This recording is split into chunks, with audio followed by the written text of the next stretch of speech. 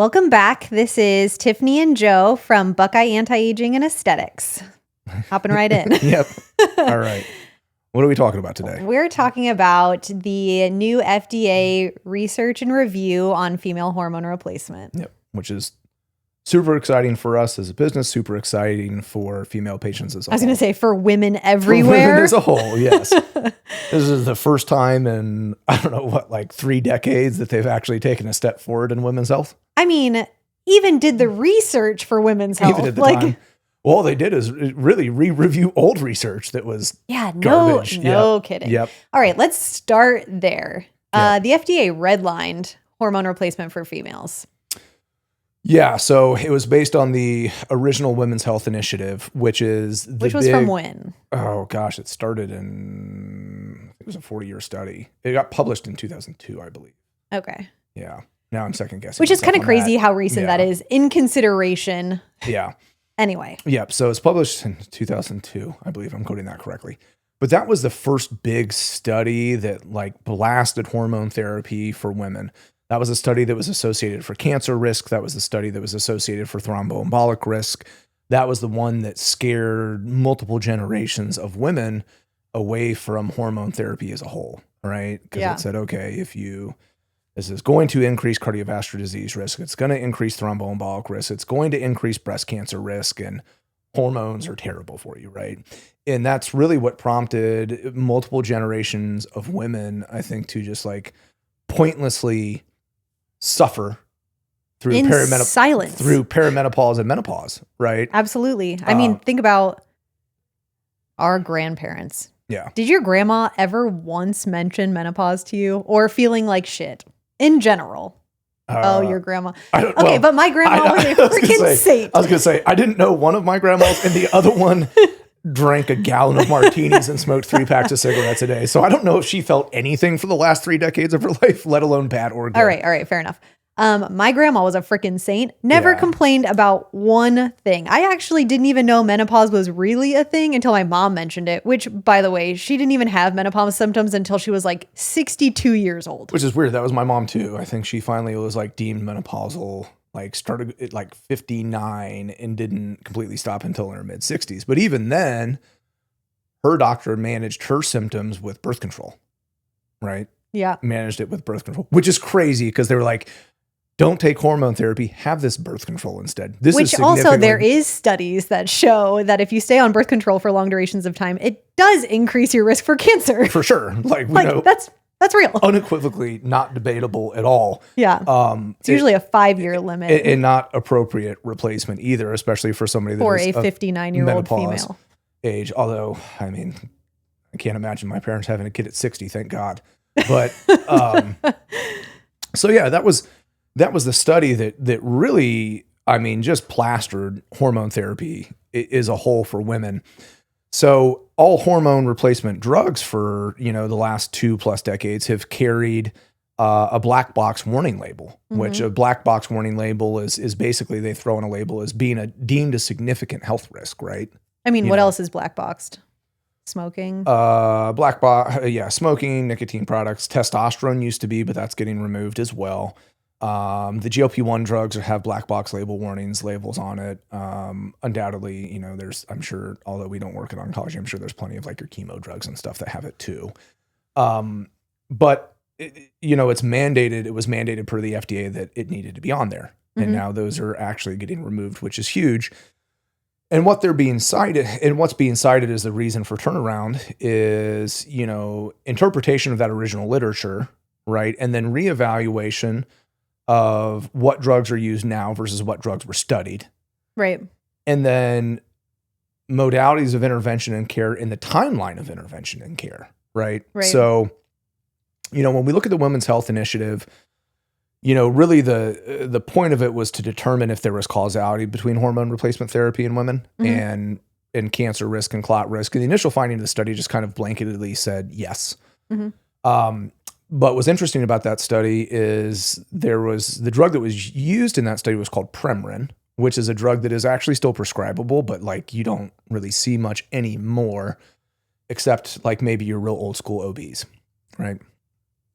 But it's reconjugated equine estrogen, which is what it sounds like, and levonorgestrel, I believe, is the progestin that's in it. I think maybe break that down a little bit further. Sounds a little bit more like that because what is it?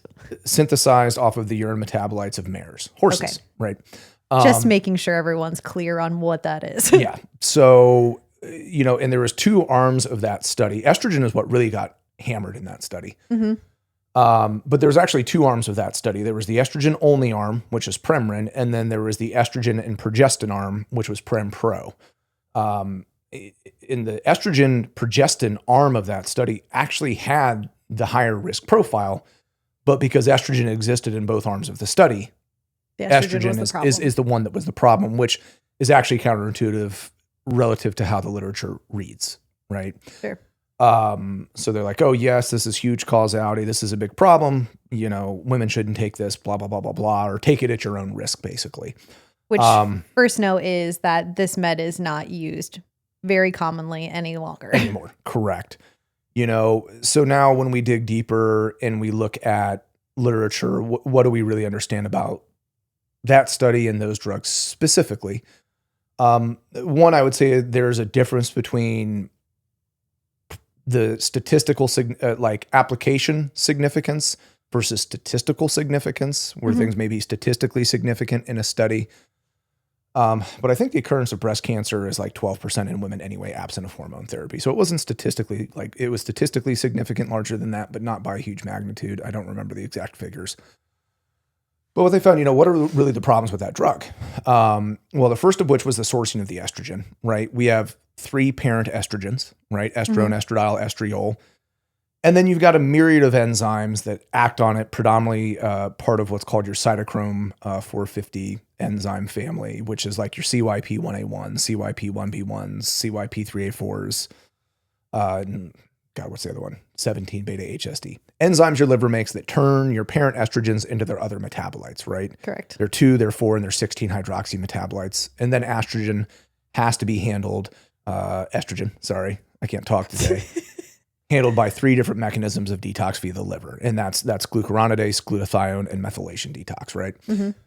So it said, okay, we know in human physiology, predictably what the cascade of downstream metabolites are going to be of estrogen, right? Which vary person to person, but they're all moving and leaving. Yeah, they vary person to person in relative value and relationship, but not necessarily the progression. Every woman doesn't necessarily make all their own different types of estrogen, right? Oh, yeah. Right. You know what I mean? Yeah. Right. It's not like you make different estrogen than this patient makes, right? Correct. Varying levels of enzyme activity that may influence the metabolism, but those are what exist. And yes.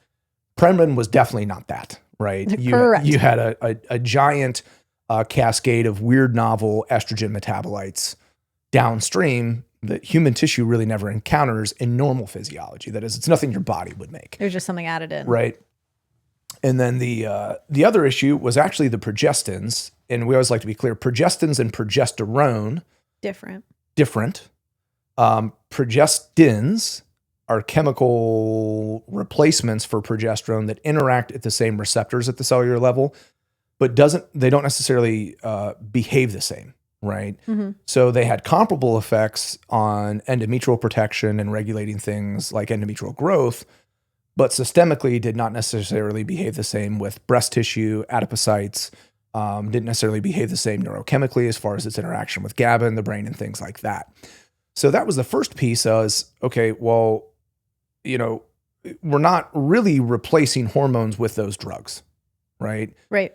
We're giving you something hormone-esque where to mitigate symptoms. Right. Theoretically. Right. Where receptor interaction is at the same sites of the cell, but doesn't necessarily communicate all the same messages or same effects. Right. Right.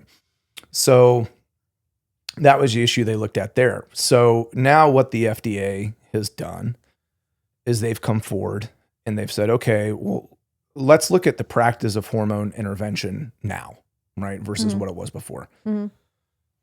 Well, there's different products on the market, right? Obviously, what we use is bioidentical hormones, which means at the molecular level, they are identical to the hormones produced by the body, correct. Right? Mm-hmm. And there are some other drugs on the market that are still considered synthetic drugs, right, at local pharmacies.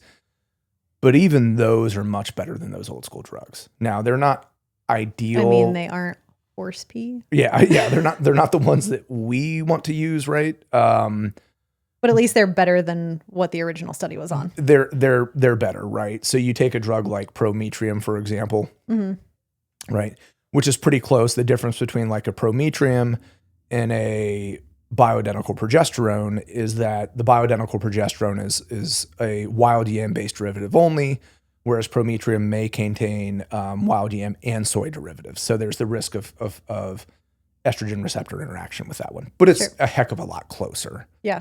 Right. Or you may have ethanol estradiol products or something like that. So, on the scale of like Premarin and bioidenticals, they fall somewhere in the middle or maybe even closer to bioidenticals. So even those drugs, although they're not preferential in our opinion, they're at least closer than what that original drug study was. And in the FDA's eyes, obviously much better reaction wise. Correct. Right. And then the other thing that the FDA looked at is, what is the end consequence, longevity, metabolically, cognitively, all of those things for women who don't participate in hormone therapy, especially those that may go through earlier premature menopause, right? Which are glaring. Glaring, right? So what they've said now, is, okay, so what happens if you have a woman, for example, that goes into premature menopause, right?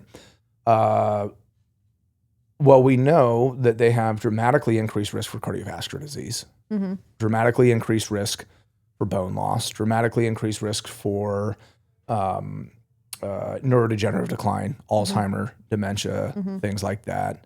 So we start weighing, consequences versus outcomes, right? Say, okay, well, we know that if we lack these hormones, those tend to be significantly more probable. Right. Which we also have to take in consideration the longevity of age at this point. Right. So at a certain point when people were dying younger, you ran into way less risk because they were dying younger. Right. But now we have people who have been menopausal for 20, 30 years. Right. At this point. Right. And when we talk about the aging process as well, whether it's apoptotic effects in encoded cell death and things like that, I think a lot of people, and I would assume you do too, and a lot of people in the age management community, means, a lot of the things that make us, deteriorate and age poorly are the lack of these biochemical drivers like hormones, like peptides, like NAD and things like that decline naturally as we age. So we have the tools to mitigate those negative effects. I don't want to say reverse, but prevent them. So why not take advantage of them? Yeah, or at least close the gap. Close the gap a little bit. Yeah, and I think that's a fair assessment. You're getting older, but we can do things to make you feel not that old. and I mean, even, the things that you don't see change, endothelial health, neurocognitive function, as far as neural cell health in the brain. Like we know that you're predisposed at risk when these hormones start to go. Okay. So now we have these tools with more appropriate interventions that have been getting treated the same way as the drugs in those old school drug studies. And the FDA has come out and finally acknowledged, like, hey, we're comparing apples to oranges here. We need to more appropriately represent what hormone therapy means nowadays, right? What are they using? So what have they come out recently and said is that the relative risk or side effect profile with hormone therapy is minimal relative compared to the potential risks. So now it is advisable, right, for women who are struggling with hormone therapy or struggling with hormone deficiencies to participate in hormone replacement therapy. And the other thing they identified is that hormone therapy is most effective as a preventative intervention and not necessarily as a rescue. And that's something we talk about now. Do you hear that? Yes. That is incredible. Yeah. It is better to start treatment when somebody is perimenopausal or within 10 years of the onset of menopause, to start intervention then at the onset of symptoms or hormone decline, because the clinical outcomes are significantly more beneficial And because when you're seeing somebody decline in hormones, you don't want them bottoming out before you're trying to replace it again. You want to catch it on its way down versus on its way out. Right. So we look at, let's take something simple. Let's take bone density. Sure. Okay. Bone density simplistically is driven by two types of cells, right? Osteoclasts that break it down, osteoblasts that build it up, right? That's essentially the bone remodeling process. Testosterone inhibits osteoclast, estrogen drives osteoblasts. So it is far more effective, right, to correct testosterone when testosterone drops or estrogen when estrogen drops than it is to let a patient's bone density decline for a decade and then try to add it back in. Then hope to hell that like we can add these hormones back in with 10 years of depleted levels and diminished receptor response and then try to recover it back. Now, that being said, we have seen DEXAs with hormone therapy in men and women that have gotten better. Yes, right. Absolutely. With hormone therapy, but if we would have caught it on year 1 versus year 10, the success would have been amplified, for sure. Or at least we would have prevented the progression of that disease process in the first place. Right. Yeah. Now the FDA still recommends initiation of intervention within 10 years of menopause from a risk management standpoint. That is to say that no therapy is absent of risk, right? Right. There's always risk with doing something over doing nothing. They've just finally said that it seems like the risk of doing nothing is much, much greater than the risk of doing something now, where the scales shifted in the eyes of the FDA of the risk reward benefit favors inside of actually intervening and treating hormones, right? Which is awesome. The other thing that it summarized is that hormone therapy is not necessarily one size fits all, right? Not every patient is the right candidate, and not every mode of therapy is right for every patient, which I think is something that we try to emphasize a lot in our practice, where it's like, hey, and that's where hormone therapy, I think, missed before, right? You look at there was standardized before, right?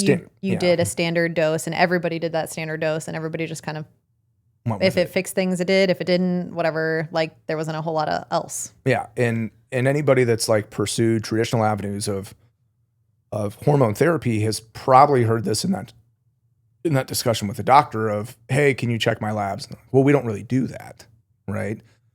Because standard of care for women for many, many years and still is you sorry, I got a little tick in my throat. You can treat totally on subjective symptoms, right? So, you're having hot flashes? Take this. Which is wild in our opinion. Right. There's so many contributing factors outside of hormones also that need to be taken in consideration as far as symptoms go. For sure. But let's take like your hallmark vasomotor symptom, hot flashes. Take this dose. Well, I still have hot flashes. Okay, we'll double it. I still have them. We'll double it again, right? Just take more until your symptoms go away. Right. Which is wild. You've never been able to manage male patients that way. That is to say, like a male patient could not walk into our office and be like, I'm tired and my erections don't work. And us be like, well, it must be low testosterone. Because again, that could also be peripheral vascular disease. Like we would have to know that was the problem. Yeah. Right. But it would be like a guy walked into our office and was like, hey, my erections are bad and I'm tired. I think I have low testosterone. I'd be like, probably. Here you go. Go take these shots, and how do I know if the dose is right? Well, if it doesn't work, just take more, right? Yeah. You could never manage male patients that way, but that has been the standard of care for women. Which also to note is testosterone is the only controlled substance that does require more to that. So estrogen and progesterone aren't controlled like that. No, which is crazy, even though they're all hormones. Correct. Right. I guess testosterone because it's considered a performance-enhancing drug or a substance potential for abuse, right? But yeah, no one's like abusing estrogen. No, but I mean, that we know of. I guess. What would you use it for? Yeah, I don't know. Nothing. To be more emotional. I was gonna say. Yeah. But what I just said was a very bad, overgeneralized and blanketed statement, and I can't take it back. But so it was wild with standard care. The other thing is, okay, well, why was that ever the case? Well, you can't monitor the old drugs, right? From a blood standpoint. Like, yeah. Which is the same argument for birth control. Right. You cannot see the hormone repercussions of those. Yeah. If anything, it just looks like it suppresses your production of hormones. Yeah. That's what we see. A lot of patients that come in on birth control, and, you know, some patients or providers would argue like, well, why even check labs on birth control? And there's validity in that argument. We still like to see what the endocrine system's doing and see if they are completely neuroendocrine suppressed. But how many patients have we seen that have done a panel where they're on a birth control where their estrogen or progesterone levels show up as clinically undetectable? Often, right? Yes. That doesn't mean because there's no estrogen or progestin-like substances in their system. Oh, they're there. They're circulating. They're not the same as your hormones. So on these different assay tests that are designed to detect human hormone values, they don't show up. Yeah. And the reason why they're undetectable is because there is the other substance in there. Yeah, because they're suppressing your own production and just replacing it with this other like weird novel estrogen metabolite that I'm sure you could test for them if you found the most astronomically expensive lab panel in the world that broke down all those metabolites. I mean, but then you could just find horse pee too. Right. So it's like you start adding horse pee levels to our blood test. Is that a thing? So when you look at that, when you look at, okay, well, what does individualization of care mean? Well, how do you know from a safety and efficacy standpoint, beyond subjectively how somebody feels, if you can't monitor what the drug's doing to their system from a quantitative value? You can't, right? It's like, do you have half of what you need? Are your symptoms gone, but we're giving you 300% of what your body has ever done on its own? So, there's limitations in treatment and management in that regards, as far as long-term assessment and titration based on quantitative lab values, right? Now, that being said, there is difference in how people respond to different lab values, right? So when you look at estrogen, okay, estradiol less than 30 is where bone density loss starts to really take off.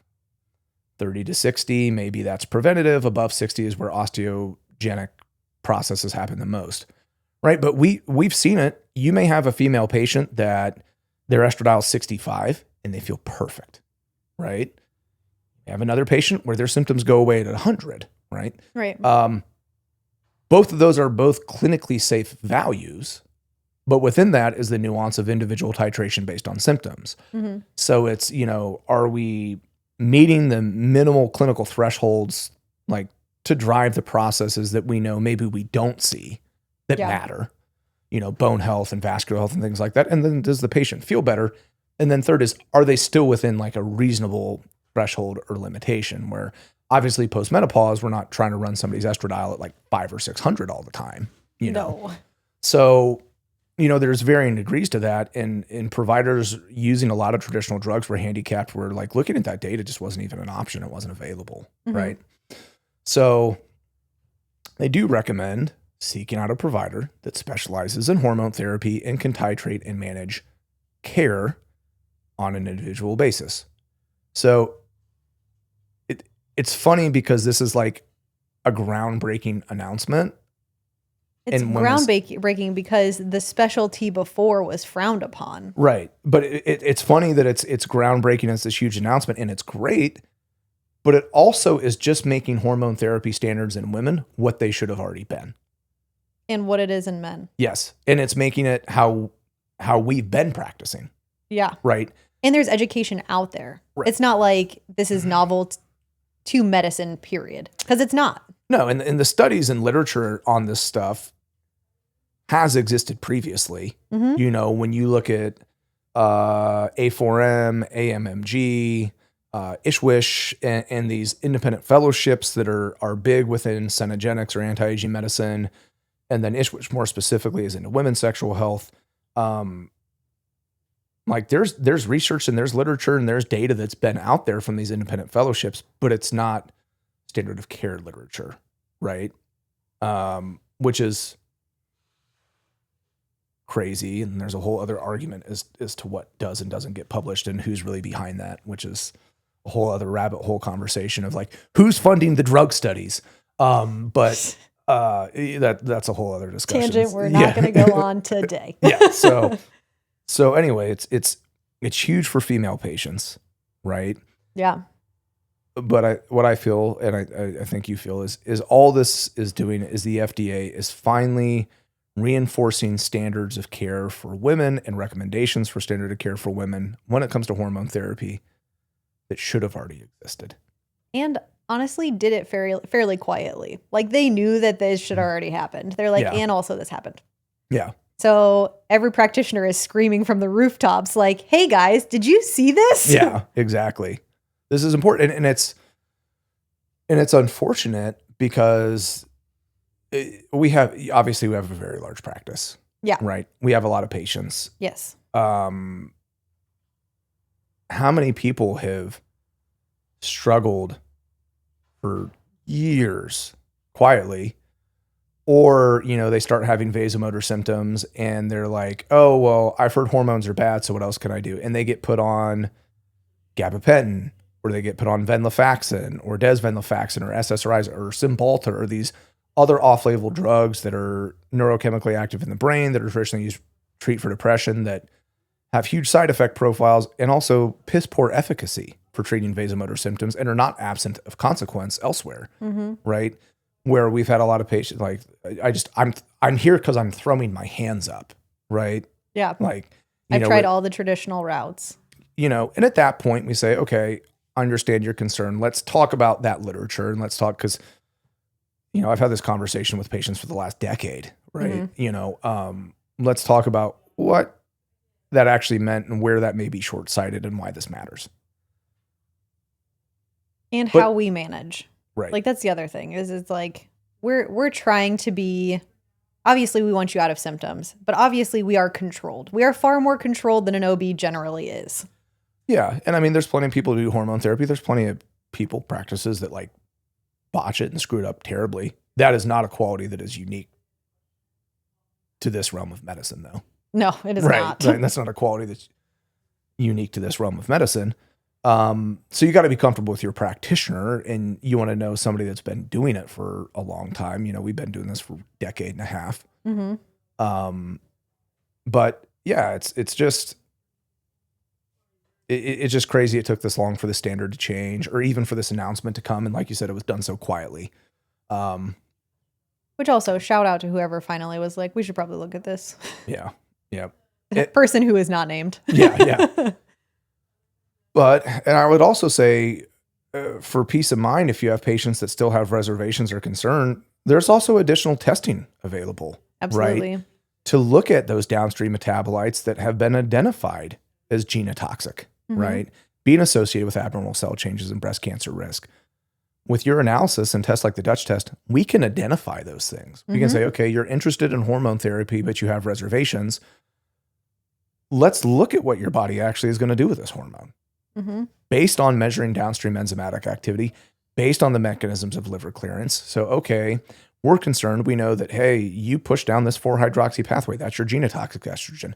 What strategies do we need to use to correct that and divert off of that pathway, right? Or support clearance. Or you don't have that one, but you have 16-hydroxy metabolites, which may cause bloating and water retention and breast tenderness. How do we control that? So there's so many resources, and there's so much testing available and options for intervention that is available now that is personalized and mitigates risk and makes the capability of hormone therapy to be so precise and personalized that it's really remarkable. And it's nice that the FDA has announced this, and I hope that it does influence more women who are struggling or feel bad to explore the things that they can do for themselves, because the resources are out there, right?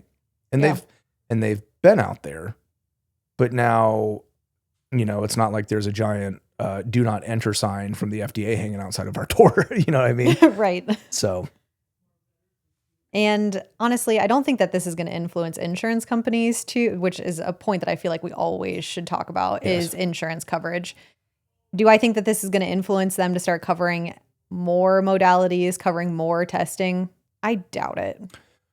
No, I mean, insurance companies are getting worse, not better, right? Yeah. That's not. So that shouldn't be a limiting factor for you as well. Just because the FDA is approving it, you can't assume that the insurance is going to cover it, because a lot of what we do now, even for men, are not covered by insurance. In most patients, it's, I don't know, a couple $100 a month. Like, it's not an astronomical dollar amount at all. Some places it's astronomical dollar amount. We make care pretty affordable. So no, I would agree. Just because the FDA said this does not mean that insurance companies are going to follow suit. In fact, atypically do they follow suit if it means them spending more money on anything. No, I think even like the GLP-1s, people for diabetes are getting a little bit more coverage, and your drug companies have dropped their prices a little bit, but it's because they're tired of getting their asses kicked by specialty pharmacies and losing revenue, not because they have good intent for their patients at heart. Right. So insurance companies will, generally speaking, always find ways to not pay for shit. And they're still a business. Yeah, they are still a business. Record-setting profits, actually. So quarter over quarter. Yes. Yeah. It's weird how good they do. Yeah. It's wild to me. Yeah. So, there's out-of-pocket cost involved with it. It's definitely not astronomical. Yeah. A lot of people blow more money than they'd ever spend on care on stupid shit every month. But what? It's the how much do you spend on Starbucks every month? And honestly, as somebody that used to do like gym sales and has been through so many, like anytime somebody says that stuff to me when they're trying, it makes me want to punch them right in the face. Yes. You know what I mean? Yes. Shut up. I know how much my gym membership and my coffee costs. Yeah. You know what I mean? It's just called prioritizing. Do I prioritize the coffee over the gym or not? Yeah. So I'm not saying that, but it is accurate. Like, it's, my point being is, it's just, it is affordable, just not free. And honestly, we support doing as much testing up front as humanly possible to make sure that you are making your right choices. So you're not spending money on something that you shouldn't be. Yeah. And we don't blindly recommend care for everyone. This is still, is it the right intervention for the right person? And if, how many people do we have come in? I don't want to say that we have like an astronomical amount of this, because generally symptoms do fit the bill. Yeah. But we do have patients that come in that, like, I have symptom X, Y, and Z, right? And I was reading, I think it's my hormones. And it's not their hormones. Like, your hormone, or it's at least not those hormones. Right. Right. Where it's like, which is why we have the other testing. Yeah. Where it's like clearly these symptoms fit something, but it's not this. So where is it? So let's explore what that may be. Yeah. Right. And there's other avenues to look at, right? That's why we have Dutch testing. That's why we have adrenal testing. That's why we have the metabolomics and organic acids and the GI maps and all the other avenues, because we will find the answer. Oh, we will. We will find the answer. At that point, it's just kind of a challenge. we will find the answer for sure. So it's not broadly, not broadly stating hormones are just great for everyone, but for the right person, where it's clinically indicated, they make a huge difference. Yeah. Right. And that's, I'll use my mom for example. She's on birth control for 60, and even though for years I already worked in this industry and told her it was the wrong choice for her, I'm her son, so what do I know? She finally switched to hormone therapy. She lost 90 pounds, right? She's feels significantly better mentally, physically, emotionally. She's healthier than she's ever been at 70. Oh, neither one of my parents look like they're 70 years old. Yeah, definitely not. And my parents don't even look like they're 60 years old. And, now whenever it comes up, she hits me with the Charleston Heston, like, you'll take this out of my cold, dead hands. Like, I will never, she said that at least a dozen times. Like, I will never quit taking these. Right. And yes, I know literature. She goes, I don't care. My quality of life is so much better. And, I've done all these things. Like, I do my mammograms, I do my PAPs. My blood work's perfect. My A1C is 4.8. My lipids are pristine. My blood pressure is perfect. Like, all I've seen is direct correlation to improved health metrics since I've started this. Right. So why would I stop now? Why would I stop? Yeah. Yeah. So in summary, shout out to FDA finally getting their stuff together. Which doesn't sound like a big deal, but this might be the first time ever that we've said that on this podcast. Is like the and FDA probably will ever. Probably will ever. Yes. It doesn't sound like a big deal, but for us to be giving kudos to the FDA is, somebody should check on hell because it's frozen. So it's actually a pretty big deal, and it's a good step in the right direction.